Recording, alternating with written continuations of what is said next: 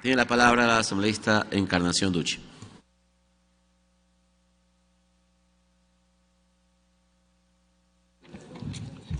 Muchas gracias, señor presidente. Muy buenas tardes, señor presidente, señores asambleístas.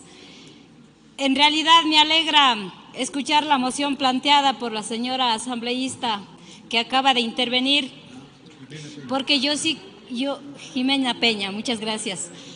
Porque yo estaba preocupada por este proyecto de ley, compañeros, y por ello sí quiero hacer un antecedente de cómo y cuándo se presentó este proyecto de ley orgánica anticorrupción y protección al denunciante.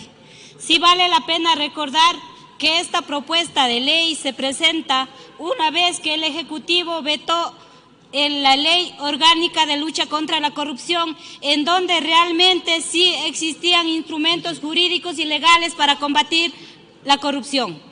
Ahí estaban previstos el informe de procedibilidad, que ha sido un obstáculo y un justificativo para que la Fiscalía General del Estado no inicie el proceso penal, aduciendo de que no tienen el informe de procedibilidad emitida por la Contraloría General del Estado.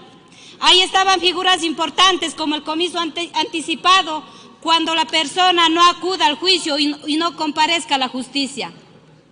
Es por ello que estaba preocupada por esta propuesta de ley, que como ya dijo la asambleísta que me antecedió la palabra, este proyecto de ley únicamente reforma a artículos de diferentes cuerpos legales. Reforma el Código Orgánico Integral Penal, reforma la Ley Orgánica de Garantías Jurisdiccionales y Control Constitucional y reforma también la Ley Orgánica de Servicio Público. En mis intervenciones siempre he manifestado que para combatir la corrupción y recuperar los recursos mal habidos se requiere la voluntad política de las autoridades y de los operadores de justicia y sobre todo la probidad de los tomadores de decisiones. Si el país no cuenta con ese elemento fundamental, podemos presentar y aprobar leyes y más leyes y no se podrá cumplir con los objetivos de la norma constitucional y de las leyes que hoy mismo se encuentran vigentes. De acuerdo a la encuesta de victimización del Instituto Nacional de Estadísticas y Censos del año 2011, el 29.9% de consultados dicen que no denunciaron porque no confían en el sistema judicial. El 18.5% porque no confían en la policía y el 9.3% porque tienen temor a represalias por las denuncias.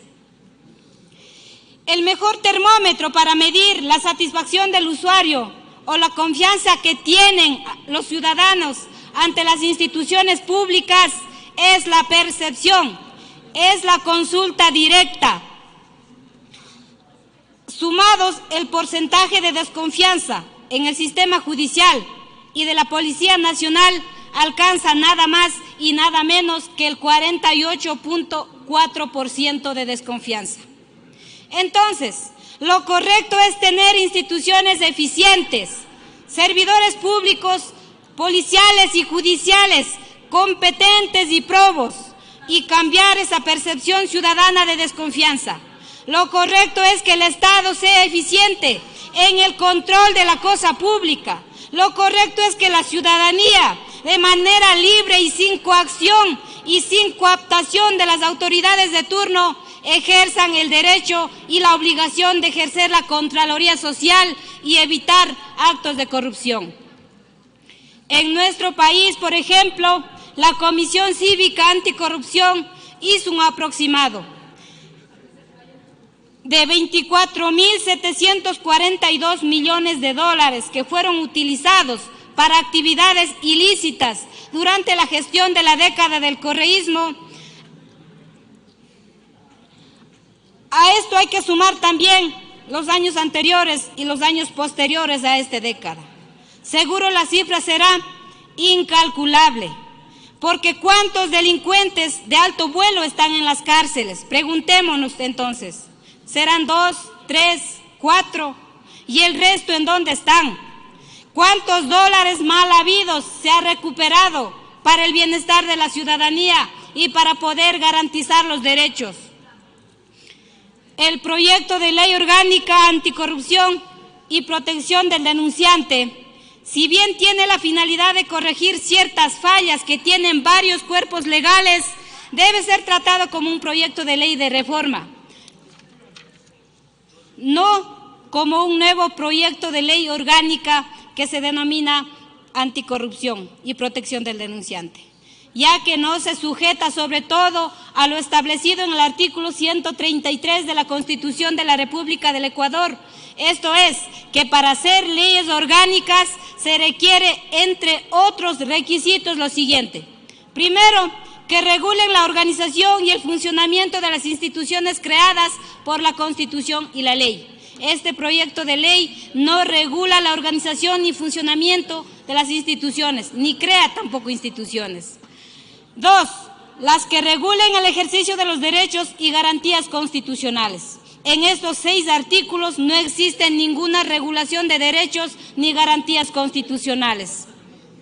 El proyecto de ley orgánica que hoy estamos debatiendo en segunda instancia tiene 6 artículos que reforma primero la Ley Orgánica de Servicio Público, reforma la Ley Orgánica de Garantías Jurisdiccionales y Control Constitucional y reforma también la Ley Orgánica de Servicio Público. Reformas que tienen que ser incorporadas a sus cuerpos legales correspondientes. Sobre la reserva de la identidad, por ejemplo, la Ley Orgánica de Garantías Jurisdiccionales y Control Constitucional reforma sobre el derecho de repetición y reformas al Código Orgánico Integral Penal sobre la reserva de la identidad de las personas que denuncian y los incentivos para la denuncia y sobre la cooperación eficaz. Es por ello que más bien quiero apoyar la moción presentada por la asambleísta Jimena Peña para que estas reformas planteadas en este proyecto de ley orgánica de lucha contra la corrupción y protección al denunciante se les ubique en cada uno de los artículos correspondientes de las leyes en mención.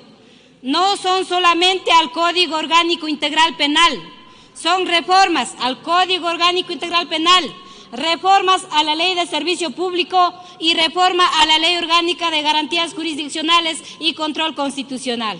Con eso pues estaremos aprovechando la propuesta presentada y estaremos presentando unas mejores reformas a los diferentes cuerpos legales. Muchísimas gracias, señor presidente.